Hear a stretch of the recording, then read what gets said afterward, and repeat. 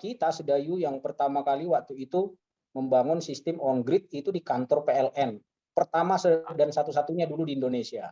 Wow, Ya, berarti Bapak termasuk ini Pak ya, pionir lah ya, pionir yang awal-awal mula dari PLTS di Indonesia ya, khususnya on grid ya. Betul. Ada yang bilang solar panel, ada yang bilang panel matahari, bahkan nama aja macam-macam kan. Sepertinya itu baru pertama kali teknologi on grid ada di Indonesia. Itu ngantem kapal kita kan, ngantem kapal, akhirnya si orang ini jatuh. Pak, waktu Bapak hanya maksimal 4 jam ya.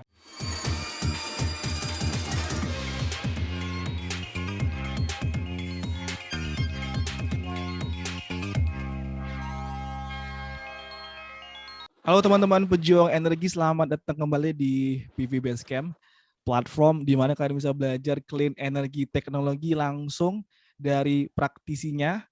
Masih bareng saya Fidel Castro, your solar man, solar guy.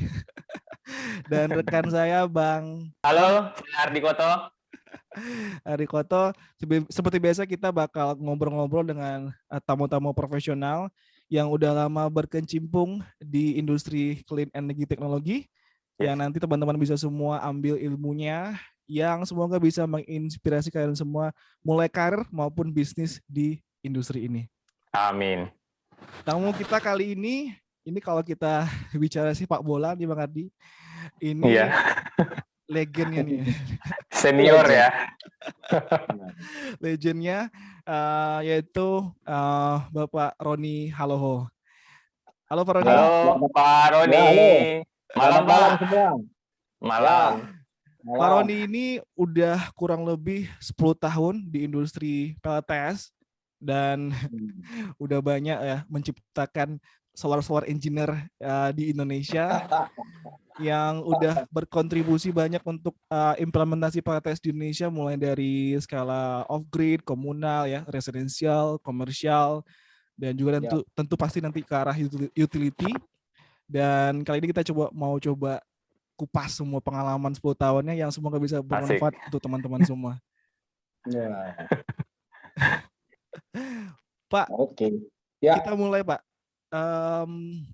Dulu Bapak pernah ceritakan Pak ke saya kalau misalnya dulu Bapak sebelum ke solar itu kerja di pabrik ya Pak kalau nggak salah. Ya, pernah kerja di pabrik tekstil, itu perusahaan Jepang pernah ya. Gimana Pak ceritanya bisa dari kerja di pabrik tekstil sampai bisa kerja di PLTS Pak? Mungkin kita mulai dari situ dulu Pak. Oke, selamat malam semua ya. Terima kasih buat Bang Fidel dan Bang Ardi ya. Siapa? Ini dari apa ini? Dari PV Basecamp. Dua daerah yang berbeda. Ada yang dari Tokyo, ya. Ada dari Riau. Iya. Dan juga dari apa namanya? Saya yang di Jakarta di sini. Ya, thank you ya untuk apa namanya? Kesempatannya malam hari ini kita bisa ngobrol-ngobrol santai ya. Ya, jadi kalau bicara apa namanya, tadi Bang Fidel tanya bagaimana kok bisa terjun, awalnya bisa terjun di dunia PLTS ya, pembangkit listrik tenaga surya. Nah, jadi dulu itu, jadi sebenarnya perkiraan itu di tahun 1998,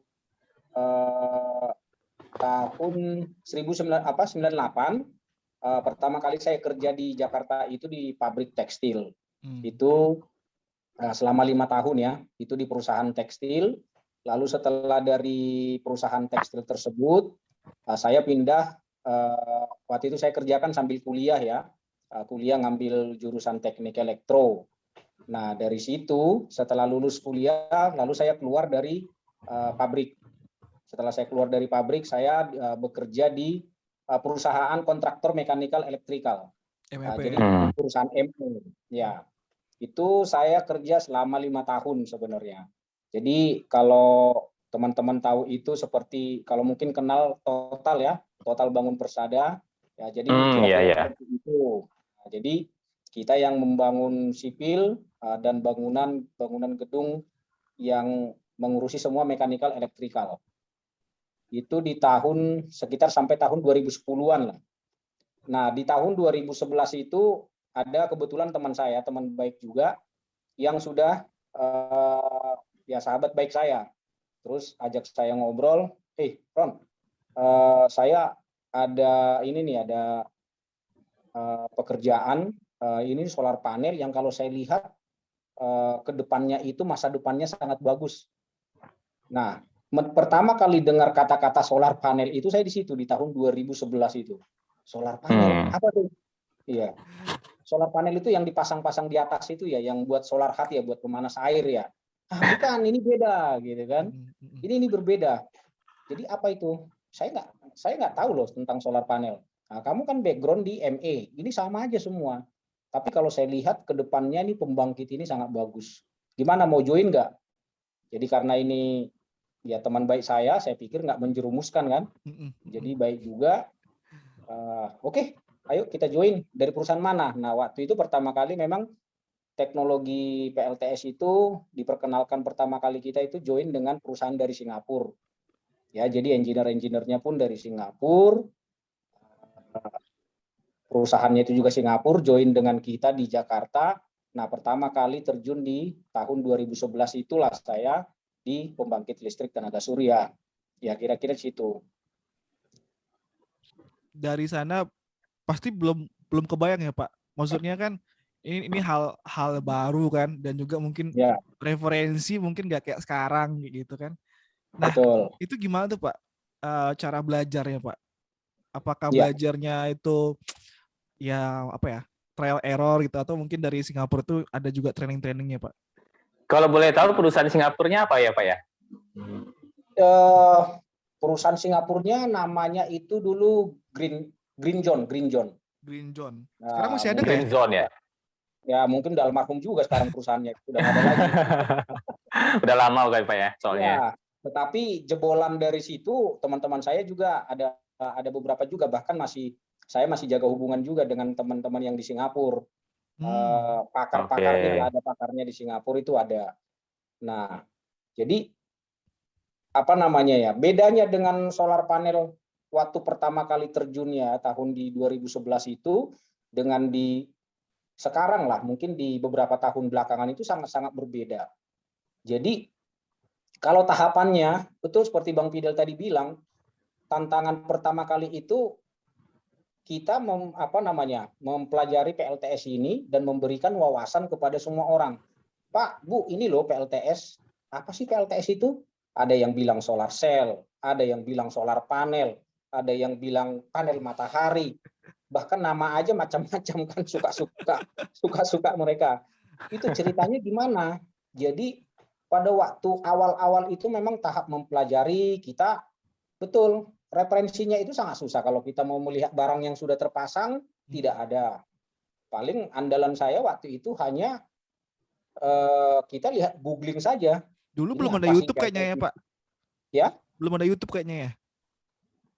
Ada, tetapi tidak seheboh sekarang ya. Iya. Nyari referensinya itu sangat susah. Kalau kita ketik solar panel itu pun tuh nggak ada. Maksudnya referensinya itu sangat sedikit. Jadi paling hanya kita lihat di di internet, dan gambar-gambar yang kita dapatkan itu baru sebatas ibaratnya itu kayak gambaran umum. Ya, jadi dari solar panel digambar, ditarik garis ke inverter, dari inverter ditarik garis ke panel, dari panel ditarik garis ke rumah. Ini gimana ceritanya gitu kan? Jadi kalau sistem yang Bapak pelajari pertama kali itu sistem yang seperti apa sih sebenarnya Pak? Apakah mungkin bakal arahnya mungkin ke off grid dulu kali ya, karena pemikiran kita ini bakal pakai baterai nih kayaknya, atau gimana Pak? Nah, di tahun 2011 itu memang waktu saya join dengan perusahaan Singapura itu, teknologi yang mereka bawa itu adalah on grid. Langsung on grid ya. Jadi saya nggak tahu ya di tempat lain apakah itu sudah ada di Indonesia atau apa, tapi kalau saya lihat sepertinya itu baru pertama kali teknologi on grid ada di Indonesia. Ya kalau saya salah, saya nggak tahu kalau di tempat-tempat lain. Ya, karena si teman-teman engineer dari Singapura ini betul-betul sistem yang baru, Pak. Ini on grid kita gabungkan dengan PLN. Nah, saya ingat dulu waktu kenangan lucu pertama kali saya kita presentasi biasa kan ke klien, bahkan dulu pernah juga ke PLN, kita bahkan kita yang memperkenalkan ke PLN dulu teknologi on-grid ini. Iya. Jadi waktu saya presentasi, ini sistem on-grid, ini bagannya, ilustrasinya ke sini, ke sini, ke sini. Coba apa responnya waktu itu teman-teman PLN responnya? Gimana Pak respon mereka? Respon mereka, loh Pak Roni, kalau digabungin begitu di paralel kan meledak Pak. Jadi, meledak. Jadi mereka pikir bahwa pakai genset ya. Nah, seperti genset ini kan seperti genset. Kalau diadu kan meledak. Nah, tidak Pak, ini begini. Wah, jadi tahap waktu itu penjelasannya, bahkan memperkenalkan ke PLN, bahkan mungkin Bang Fidel juga tahu, kita Sedayu yang pertama kali waktu itu membangun sistem on-grid itu di kantor PLN. Pertama dan satu-satunya dulu di Indonesia. Wow, Ya, berarti Bapak termasuk ini Pak ya, pionir lah ya, pionir yang berkontribusi untuk memulai awal-awal mula dari PLTS di Indonesia ya, khususnya on-grid ya. Betul. Ya, itu mungkin yang pertama kali kita bangun itu yang di PLTS sama di mana di PLN Tahuna ya. Di PLN Tahuna. Nah, sebelumnya itu ada yang saya sama teman saya ini itu di Balai Kota. Balai Kota DKI yang dulu gubernurnya itu masih Pak Sutioso. Waduh, udah lama kali ya. Kalian kenal nggak ini Gubernur Sutioso? Kenal. Jadi itu pertama kali teknologi waktu dibawa PLTS on-grid ke Indonesia. Gitu. Dan waktu itu belum ada peraturan PLN ya. PLN ini baru tahu ya Pak ya tentang on-grid ini. Nah, waktu itu justru PLN menganggap wah ini penemuan hebat nih. Ini maksudnya wah, jadi ya bahkan ada dengan beberapa teman juga dulu yang dari PLN mungkin yang ngambil mempelajari sistem on-grid ini sampai ke luar negeri juga gitu loh. Maksudnya mereka dengan kuliah di luar negeri, mereka mempelajari sistem PLTS ini yang on-grid. Karena memang sebelumnya PLTS itu mungkin ya di tahun 2000 berapa, ya itu mungkin sudah ada juga yang berupa contohnya kayak lampu, yang pelosok-pelosok ya. Bahkan para nelayan mungkin udah menggunakan itu dari beberapa tahun yang lalu. Mereka dari lampu, dari solar panel ke baterai ke lampu, itu mereka udah lakukan. Jadi tahapan PLTS itu di situ dulu kan. Nah, jadi untuk teknologi on-grid ini benar-benar emang di tahun 2011, 2012 itu masuk ke Indonesia. Kalau saya riset dulu. Nah, oke, Pak, gimana Pak selama waktu awal-awal Bapak memperkenalkan on-grid nih Pak? Ada nggak hal unik Pak? Misalnya kalau di sisi PLN aja pernyataan mereka seperti itu, gimana Pak kalau pernyataan ke user yang lain Pak, seperti mungkin rumah atau gimana Pak, atau mungkin mereka kaget nggak mungkin bisa dipasang atau gimana, ada yang unik nggak Pak kira-kira? PLN aja udah unik Pak, pasti lebih unik lagi yang biasa Pak. Kalau terutama untuk pelanggan-pelanggan waktu awal-awal itu kan masih terbatas ya. Itu kebanyakan itu residence dan juga perkantoran. Ya belum seperti yang mungkin sekarang ini masif sudah ke industri ya, skala industri. Kalau awal-awal itu masih kita ke pemerintah, ke perkantoran atau juga ke swasta, itu ke rumah-rumah, dan semuanya responnya ini semua itu bilang oh itu buat untuk hangat untuk pemanas air kan. Iya, untuk pemanas air sampai kita betul-betul tenggorokan itu sampai kering menjelaskan solar panel sampai keringnya Pak. Ini begini loh Pak. Jadi yang paling unik itu yang memang respon mereka adalah ada juga memang ininya yang paling terus kalau on-grid mereka setuju on-grid. Terus kalau misalkan berarti bisa dong ini saya pakai sebagai, kalau kan di rumah saya PLN sering mati ya. Jadi kalau PLN mati bisa dong saya ganti dari solar sering. Nah, ini menjelaskan ini lagi. Nah, kalau on-grid ini enggak Bu, begini. Lu ngapain saya pasang kalau mati juga kata gitu kan. Nah. Iya, jadi belum lagi kalau misalnya dulu kayaknya masih mahal banget ya Pak ya. Kalau zaman dulu kayaknya masih mahal ya. Bapak ingat dulu pertama kali 25 juta dulu masih ada ya Pak ya, atau lebih. 1 kW Pak, dulu berapa kalau masih ingat Pak kira-kira? Nah, kalau saya bilang kalau dulu dengan sekarang enak mana? Wah, enakan dulu. Ya. Kenapa Dulu Pak? itu satu, ya kita pionir satu-satunya. Dan mungkin ada juga di tempat lain mungkin yang nggak tahu, maksudnya mungkin kita yang kurang kenal mereka atau gimana. Yang pasti teknologi ini baru dan jualannya itu enak sekali dari sisi komersilnya. Ya. Karena enak saya bilang karena belum ada pembanding ya. Iya betul. Jadi ketika sesuatu barang kita tahu ini murah ini mahal kalau ada pembanding kan. Iya, gitu. iya. Oh, ini mahal. Karena kita tahu si orang lain menawarkan barang yang sama tetapi harganya di bawah. Berarti kita bilang si A mahal, si bilang si B murah kan? Iya. Nah, ini tidak ada pembanding, baru sangat terbatas. Jadi ibaratnya harga itu kita tawarkan harga yang layaknya berapa itu masuk dan apa namanya?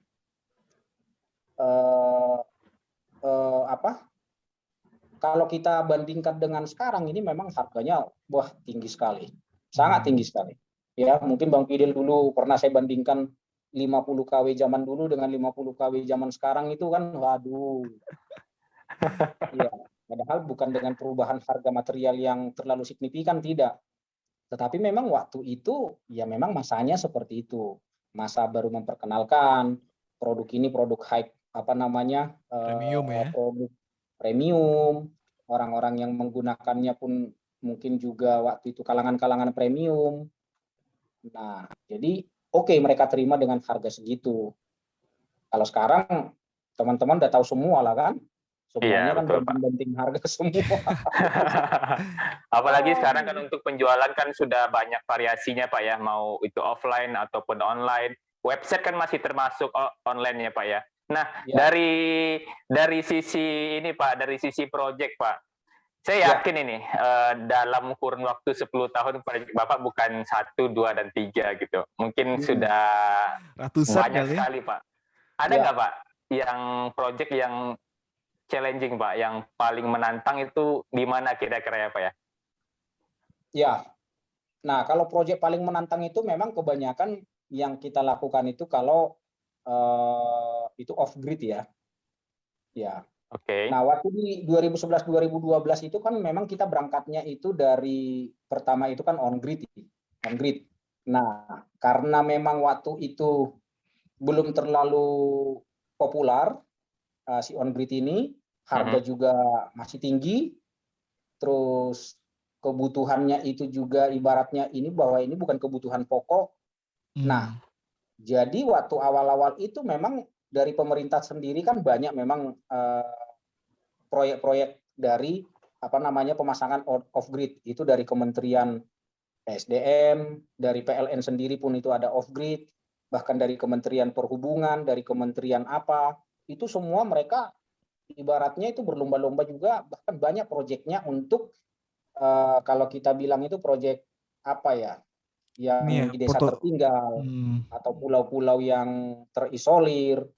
Nah, jadi proyek yang paling menantang ketika kita melakukan pemasangan di off grid itu, ya terus terang kalau di proyek saya yang udah kerjakan itu sudah mulai dari apa ya, dari Aceh sampai Papua, ya, dari Aceh Papua dari timur ke barat dan dari utara ke selatan, ya, dari Miangas sampai ke Rote itu udah semua kalau udah jalan.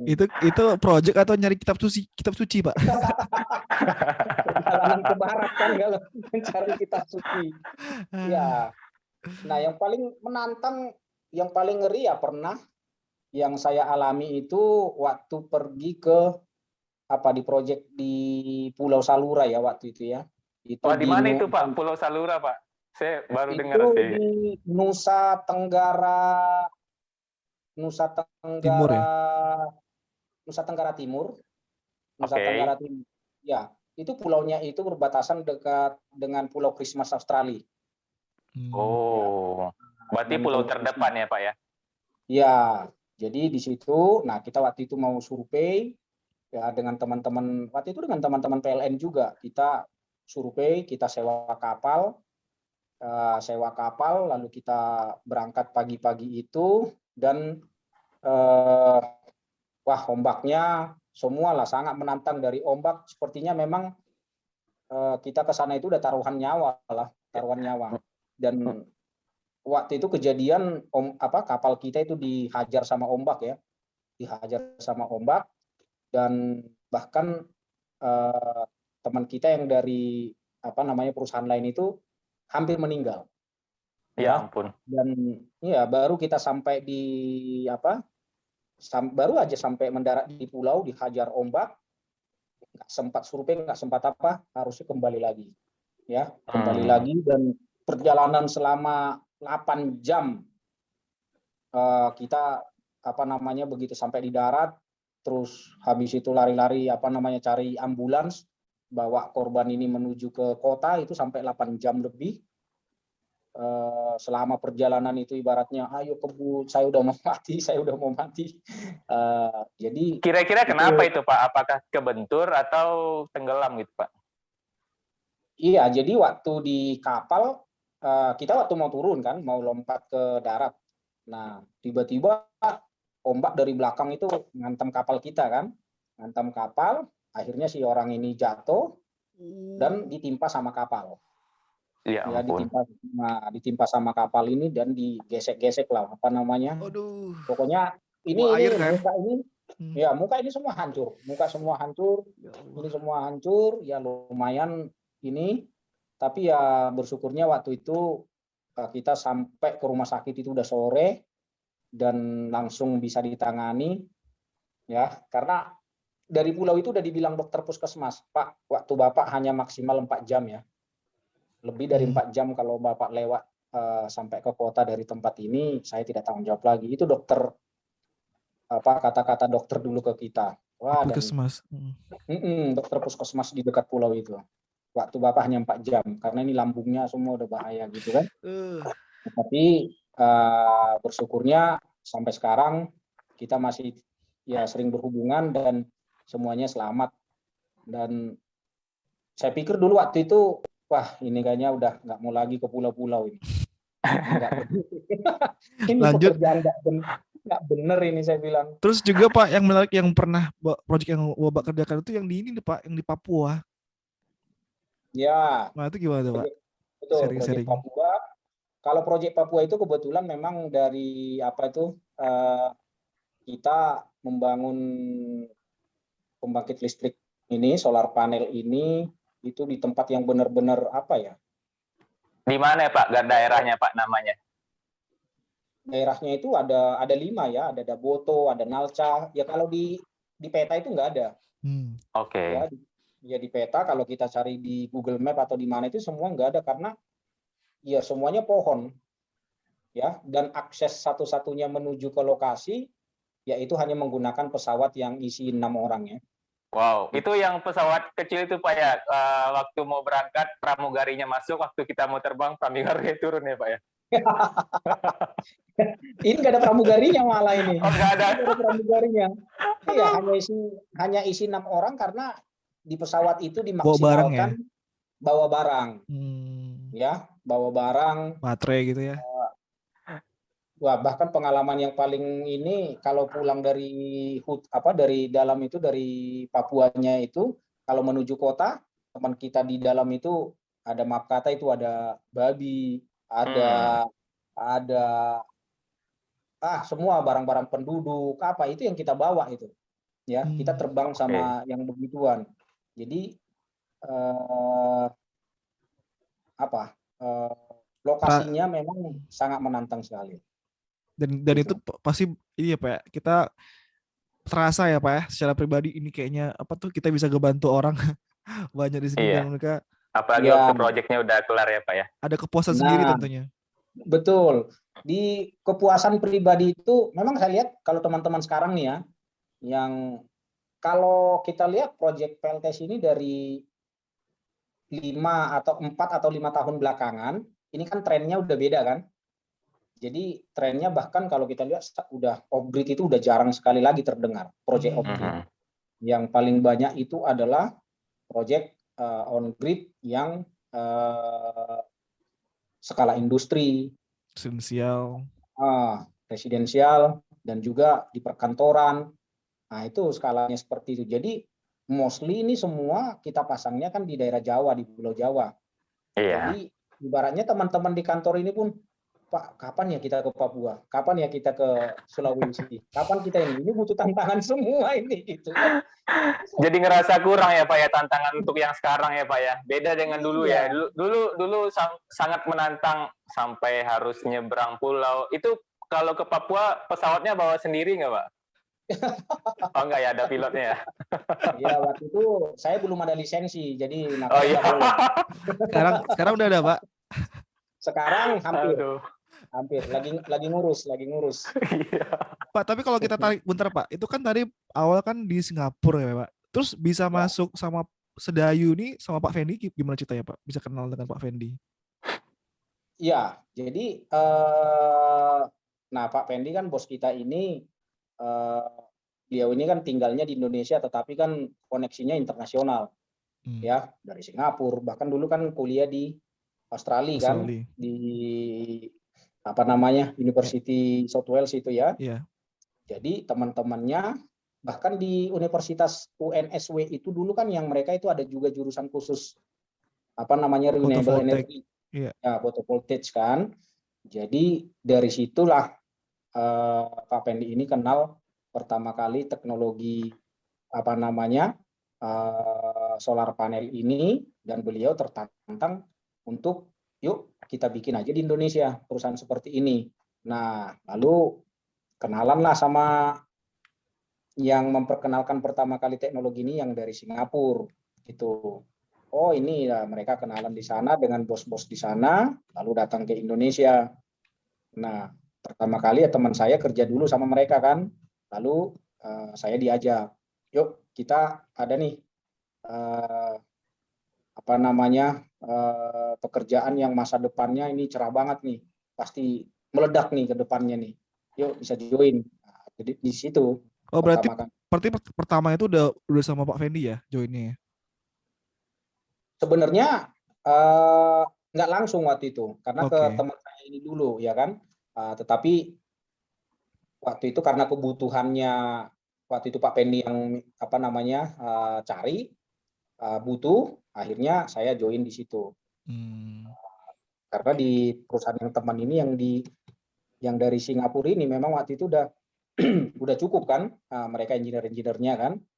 Nah, jadi saya langsung kerja sama Pak Fendi. Seperti itu. Nah ini Pak, ini kan udah lebih 10 tahun ya Pak, kurang lebih berarti ya Pak. 11 tahun sekarang ya, di tahun 2011 berarti. Ya. Dan kalau kita ngomongin kan berarti apa udah melewati banyak regenerasi, udah banyak orang-orang yang udah Bapak ajarkan. Terus mungkin sekarang udah berhasil lah di bidangnya masing-masing, di pekerjaan masing-masing, di perusahaan masing-masing. Nah itu Pak, secara pribadi Pak, gimana perasaan Bapak bisa menjadi apa ya, jadi guru, jadi yang ngajarin segala macam, itu gimana perasaan Bapak? Iya Pak. Iya, ya saya prinsipnya yang pasti tidak ada sesuatu yang baru di bawah matahari. Ya, dan semua yang di bawah matahari ini pasti berlalu. Ya, jadi ibaratnya nggak ada yang kekal. Semuanya pasti berlalu. Nah, kenapa saya bilang tidak ada yang baru? Karena sebenarnya apa yang kita kerjakan sekarang ini dulu sudah pernah dikerjakan orang. Dulu udah pernah ini sebenarnya hanya seperti apa? Ibaratnya multiplikasi aja. Atau peniruan seperti itu. Jadi apakah saya ya, Pak, ya? Iya, apakah saya berbangga dengan apa yang saya lakukan? Enggak, biasa aja. Karena saya pikir bahwa ini memang bagian dari kehidupan yang harus saya jalani. Itu satu, gitu kan? Nah, tadi yang menarik yang Bang Fidel tanya itu kan hari ini kita baru ada pameran kan di apa namanya di Kemayoran. Itu pameran SolarTech itu yang apa namanya di situ semua perusahaan EPC atau apapun yang berhubungan dengan bisnis ini, solar panel ini. Dan yang membuat saya terharu juga, ya sambil bercanda tadi, ini orang-orang di sana itu semua orang-orang yang saya kenal semua. Jadi, bahkan saya bilang tadi, ini bukan ini ya, ini bukan pameran Solar Tech ini. Terus apa Pak? Ini pameran barisan para mantan nih. Reuni juga ya Pak ya berarti ya. Ini reuni para mantan nih semua itu datang. Dan ya lumayan saya terharu dan takjub juga. Artinya mereka ini semua saya lihat ya termasuk Bang Fidel bahkan beyond your imagine kan. Apa yang kita nggak pikirkan melebihi dari apa yang kita pikirkan. Ternyata kita sampai ke Jepang. Terus teman-teman tadi itu jadi orang-orang penting di perusahaan-perusahaan luar, ya. Ada di pabrikan inverter, ada di developer, ada di sini, ada di sini. Bahkan udah ada yang cross Pak ke Win juga ada. Udah ada yang cross ke Win energi juga ada. Energi ya, yang ke angin, ke wind ya. Jadi ya saya terharu dan senang maksudnya melihat mereka semua sukses dan ya bersyukurnya juga kita tetap jaga jaga hubungan dan semuanya itu masih kontak, masih keep in touch semua, masih relasi kita bagus. Ya kalau Bang Fidel bilang wah kamu Pak Roni bangga atau apa? Ya, saya hanya terharu, ya, hanya terharu. Saya pikir ini semua bagian dari proses yang memang ya harus kita jalani, ya, yang memang harus kita lakukan di dalam kita menjalani kehidupan kita gitu loh. Ya itu. Ya, oke. Ya. Itu 10 tahun ya Pak ya. Ya. Kalau kita imajinasikan ya Pak ya, waktu 1 tahun itu cukup menantang, 2 tahun, apalagi 10 tahun Pak. Nah, kira-kira ada nggak hal lain yang menggoda Bapak untuk mengakhiri Bapak mengerjakan bidang PLTS ini di tahun yang ke-11 ini Pak? Atau ingin ke tahun yang ke-20 gitu Pak? Kira-kira gimana Pak alasannya Pak gitu? Agar gini, orang mungkin ada yang sudah berkecimpung di PLTS tahun, 2 tahun, sampai 5 tahun, mungkin ada yang keluar di tahun ke-6 gitu. Bapak sudah tahun ke-10. Kasih dong Pak motivasi biar tetap konsisten gitu Pak. Iya, apa ya kalau saya bilang ya. Ya ini pertanyaan apa ini? Pertanyaan mudah tapi susah dijawab ini. Gak apa-apa nanti kalau mau kita potong aja Pak. Ya. Secara sederhana aja Pak. Jadi kenapa bisa sampai karena apa ya? Kalau saya memang prinsipnya itu, kalau saya lihat histori yang saya kerja itu memang dulu di pabrik Jepang itu saya kerja 5 tahun, ya. Terus di perusahaan ME itu juga mechanical electrical itu saya juga jalan 5 tahun jalan 6 tahun. Jadi memang prinsip saya ketika menjalani sesuatu ya saya harus serius satu. Saya harus serius, saya harus sampai tahap maksimal saya. Jadi saya bukan tipe orang yang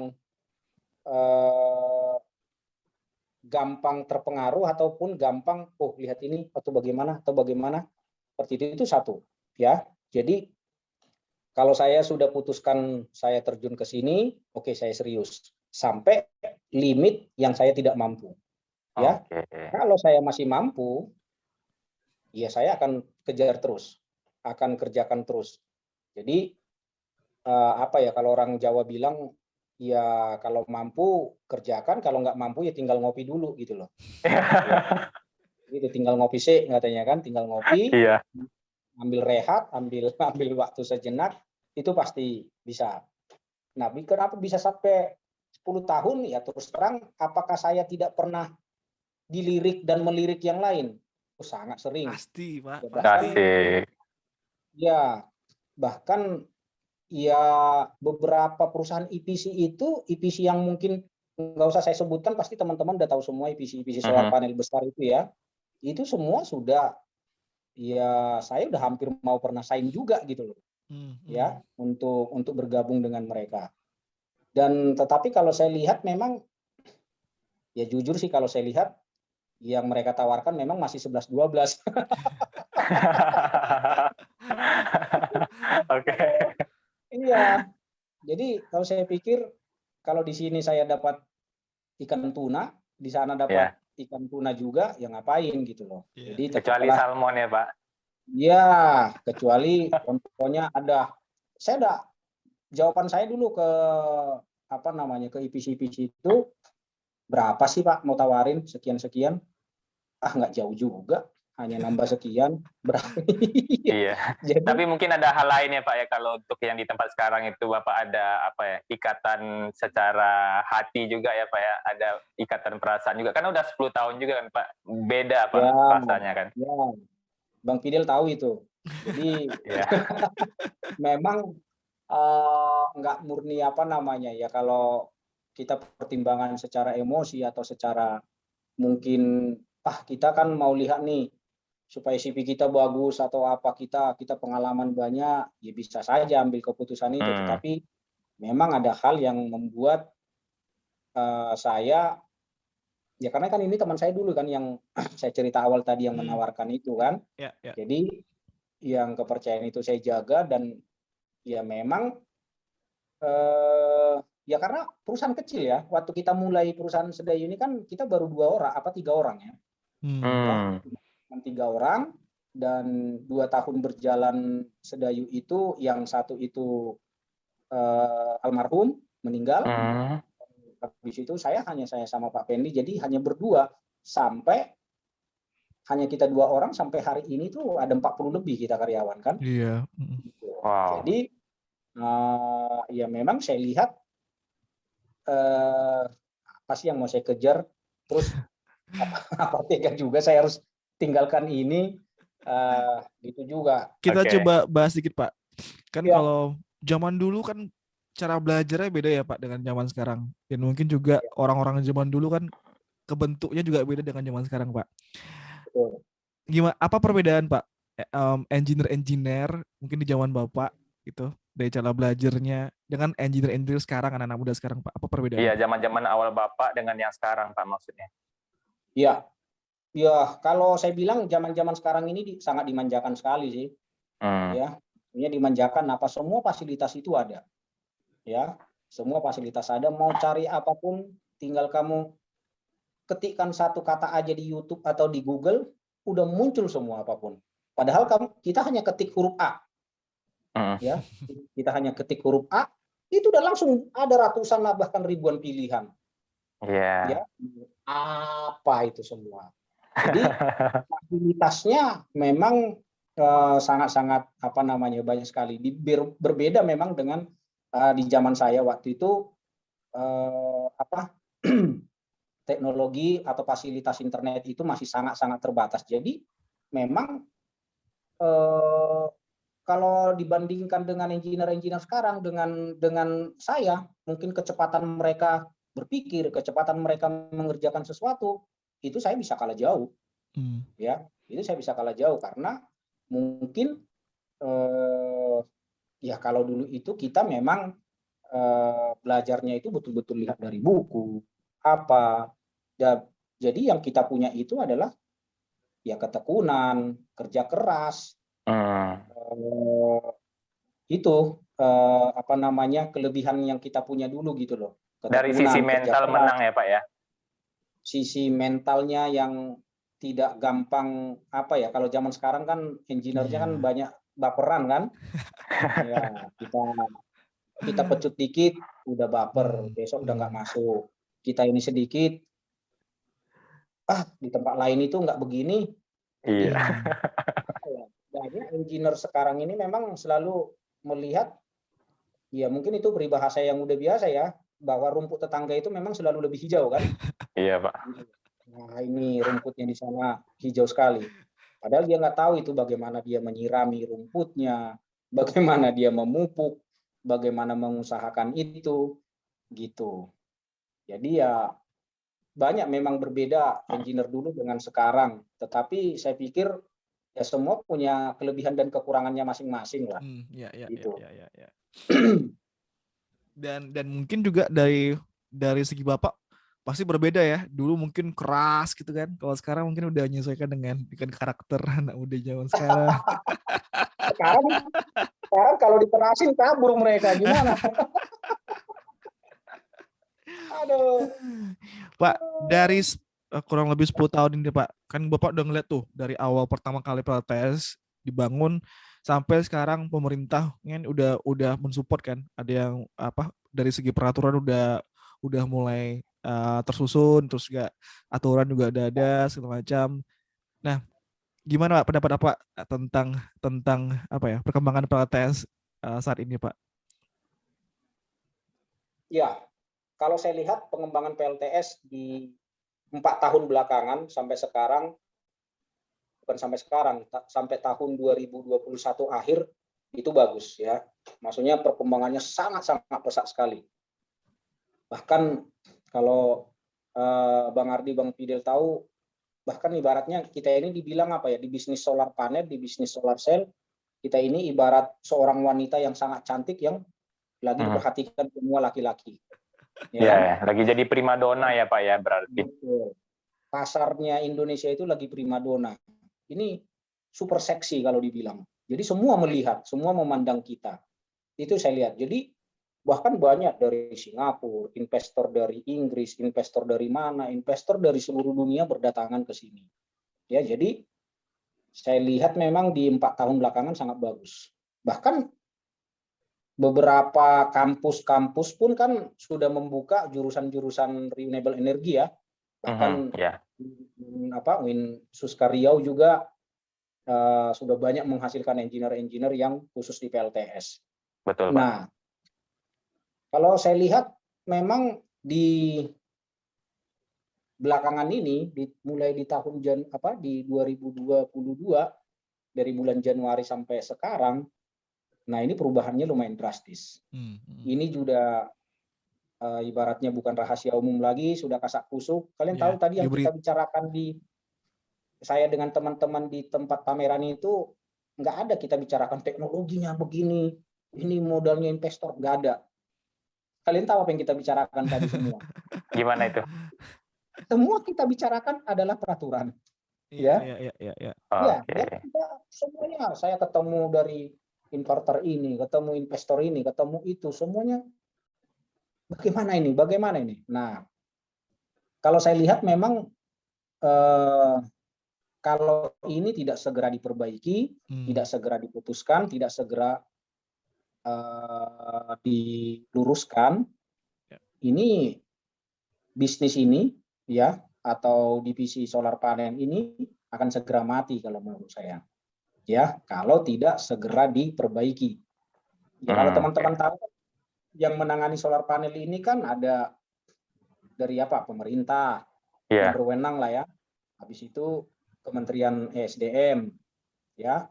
Lalu PLN sebagai apa dibilangnya, sebagai PPLSU-nya ya.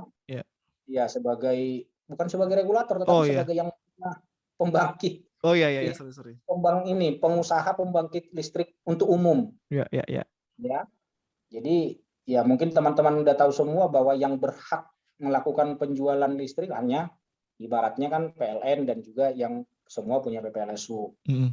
Nah, kalau kita lihat rame banget di medsos kan, bahkan gubernur Gubernur Ridwan Kamil. Ya, Ridwan Kamil seluruh pabrik di Jawa Barat wajib menggunakan PLTS. Mantap, bro. Ya, pokoknya besok saya pilih. Ya. Entah jadi apa, saya nggak tahu mau saya pilih jadi apa. Ya. Terus dari Kementerian SDM pun ya kasih voucher bagi yang masyarakat atau bagi industri yang mau melakukan pemasangan, akan kita kasih voucher sekian seperti itu. Ya. Dari Kementerian SDM ada voucher, dari heboh lah kita ini. Karena kan untuk mengejar itu tadi kan bauran energi terbarukan berapa? 23% ya? Iya, 23% 2025. Memang pada kenyataannya, pada prakteknya di lapangan ini tidak align semua. Ya, dari pemberi regulator dengan yang punya pembangkit, dengan yang punya ini, semuanya kayaknya sepertinya punya kepentingan masing-masing. Jadi ini tidak align. Ya, tidak nyambung semuanya. Nah, makanya saya lihat jujur aja nih ya, mungkin supaya teman saya udah tahu semua, mungkin Udah tahu semua nih, Pak. Dari Desember 2021 sampai hari ini tidak ada izin PLTS dari PLN. Tidak ada izin lagi. Ya. Oke. Pak, saya potong, Pak. Saya agak tertarik nih. Jadi kalau saya simpulkan secara sederhana ini, Pak ya, untuk pembahasan yang ini berarti lebih ke terkait aturan main ya, Pak ya. Karena itu akan menentukan apakah ini akan menghambat atau mempermudah investor atau perkembangan PLTS di Indonesia. Nah, saya pengen minta ini nih Pak, dari Pak Roni. Kira-kira aturan seperti apa yang Pak Roni kan memiliki circle dari sisi bidang PLTS juga ya, pengusaha-pengusaha lainnya juga. Gimana sih sebenarnya Pak aturan yang mungkin yang lebih baik untuk perkembangan energi terbarukan ke depannya? Karena yang kita incar itu 23% loh Pak, itu gede Pak. Gimana Pak? Ya, jadi ya memang kalau menurut saya semua ya harus saling terbuka. Ya, saling terbuka antara tidak boleh yang ya ini susah ini.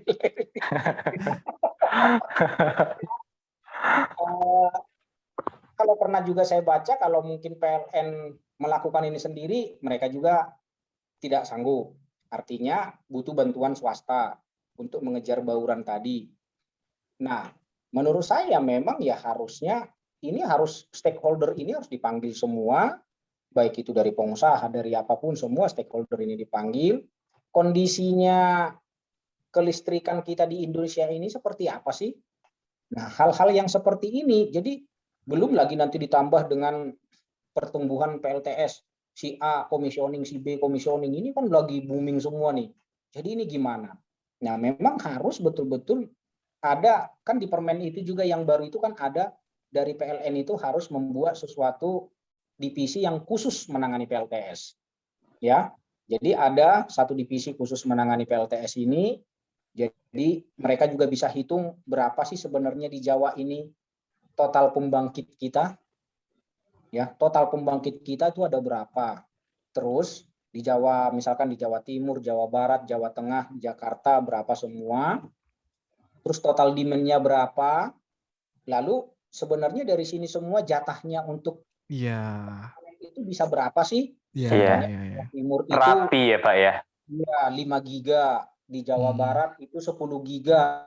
Ya udah ayo kita lomba-lomba. Dan mungkin dibuat kota ya Pak, dibuat kota. Jadi mungkin nanti jadi tahu gitu, betul.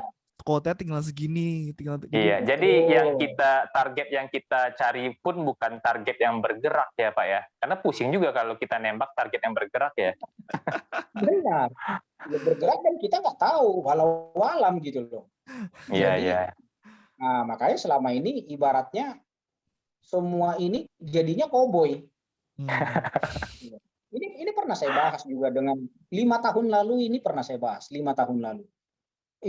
Ini bagaimana ya nanti kalau, karena saya lihat begitu masif memang PLTS ini, masif banget. Ya, semua datang. Engineer pun semuanya banyak banget, masif sekali. Ini gimana ya kalau PLN-nya diam-diam aja nih, gimana nanti? Ini kemana ini dibuang nih pembangkit ini? Dan benar terjadi. Ya, jadi kalau nggak segera diatur, nggak ada bagian yang khusus menangani ini, yang tahu semua. Nah, kita kan sekarang ketika mengajukan izin, kita terbentur nanti PLN misalkan melakukan kajian dulu, ya. Nah, yang melakukan kajian itu kan kita nggak tahu. Itu semua di sisi PLN. Nah, kalau mereka tahu kajiannya keseluruhannya, pembangkit kita 10 giga, jatahnya PLTS misalkan berapa persennya, 10%-nya. Nah, berarti masih bisa main di 100 mega kita misalkan. Iya. 100 mega itu udah kenyang loh semua sebenarnya. Iya. Gitu, dibagi gitu. Jadi oleh karena itu ada yang Bapak bilang itu mungkin ya, ini mungkin ada indikasi mungkin dari sisi kepentingan ya Pak ya. Bisa jadi sih. Itu tetap ada kemungkinan Pak. Mungkin. Ya nggak mungkin ya, pasti ada. Gitu. Ya, jadi ya apa namanya? Yang pasti semua semua peraturan, semua yang timbul, semua ini pasti ada kepentingan di balik itu semua. Jadi ya semoga memang di mana kerendah hatian kita untuk mengatasi ini, tujuannya itu seperti apa, karena kalau ini dibiarkan, ya coba bayangkan ada berapa ratus atau mungkin mungkin ada berapa ratus orang atau ribu orang mungkin yang akan benar-benar kehilangan potensi pendapatan gara-gara ini gitu loh. Oke. Kita menunggu sesuatu yang tidak pasti, ya kan? Ya. Kalau kita menunggu pasti, oke, nanti tahun 2022 bulan Mei atau bulan Juni kita akan rilis peraturan gini. Oh, kita siapkan dong semua peralatan perang kita. Nah, kalau sekarang, kita belum tahu ya hadapin apa nanti yang terjadi di depan. Pokoknya kalian siap-siap aja. Kita nggak tahu nanti. Pokoknya kalian siap-siap aja ya. Bingung kan? Iya, betul. Kalau dan juga memang kalau misalnya targetnya memang di 2060 kita mau net zero kan, dan memang PLTS bisa jadi solusi kan. Kenapa nggak kita coba atur benar-benar seperti apa, terbuka semua pihak, dan ya yang gua bilang tadi, kita kotakan mungkin. Betul. Jawa Barat tinggal segini, DKI tinggal segini, Jawa Timur tinggal segini, jadi orang tahu gitu targetnya berapa dan sama-sama. Dan itu bisa bersaing secara sehat. Iya, dan bisnis-bisnis yang terafiliasi dengan itu, green jobnya, dia bisa mengatur strategi yang lebih efektif dan efisien ya Pak ya. Pak, ini kalau kita lanjutkan nih Pak, ini bakal panjang nih Pak. Iya. Dan coba kita, seperti biasa Pak, kita di akhir kita mau tanya nih Pak, kepada Bapak, terutama yang udah 10 tahun di industri ini. Ini buat teman-teman nih, kita udah sering tanya sama tamu-tamu, tapi mungkin masih ada yang belum yakin Pak. Kira-kira kerja ataupun karir di PLTS ini bakal menjanjikan nggak ya Pak, secara masa depan dan juga mungkin secara pendapatan? Ya, jadi kalau ada yang ragu itu saya rasa salah, ya. Karena kalau saya lihat ke depannya trennya memang itu energi terbarukan. Karena apa? Kalau kita masih bergantung terus dengan fosil atau dengan pembangkit yang yang sudah sering kita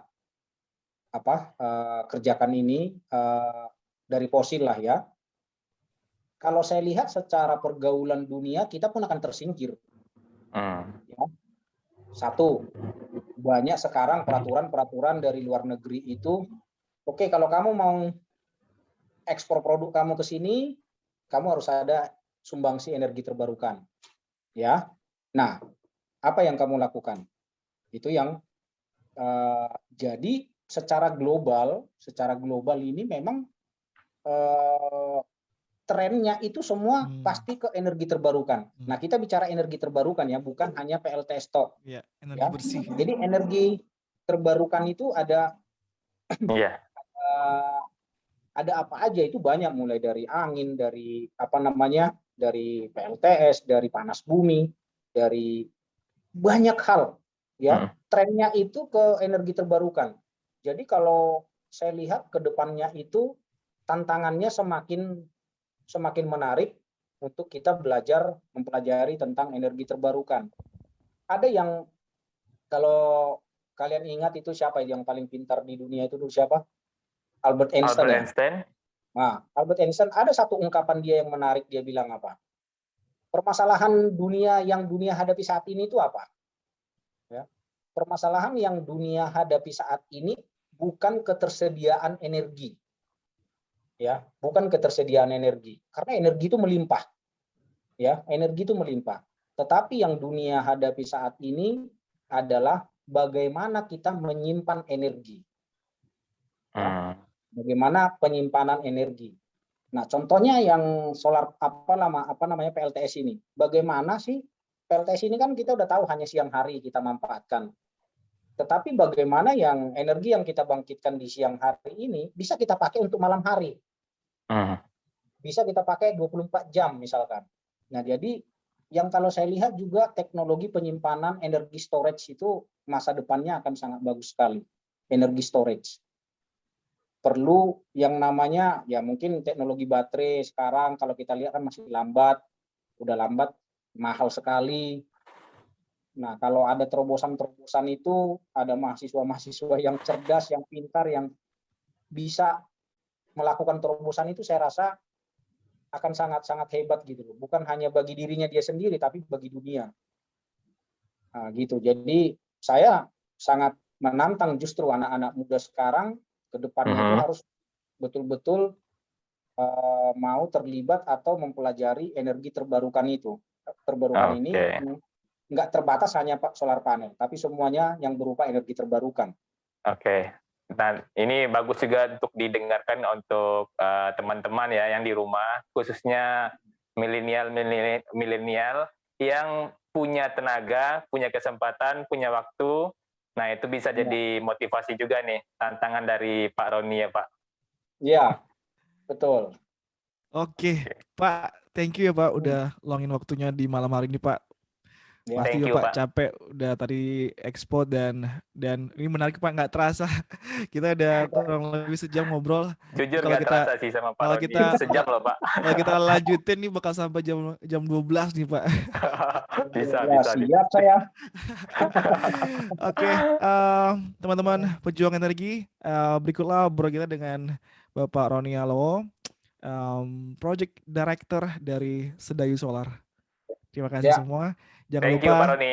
teman-teman semua like video ini. Kalau misalnya ada informasi yang bisa teman-teman dapatkan bermanfaat, share ke teman-teman semua yang kiranya informasi ini bisa dicerna juga oleh banyak orang. Dan jangan lupa untuk selalu support kita, subscribe untuk video-video ataupun obrolan-obrolan berikutnya dari tamu-tamu yang udah berpengalaman berikutnya. Sip. Thank you. Ya. Thank you semuanya. Bang Fidel, Bang Ardi.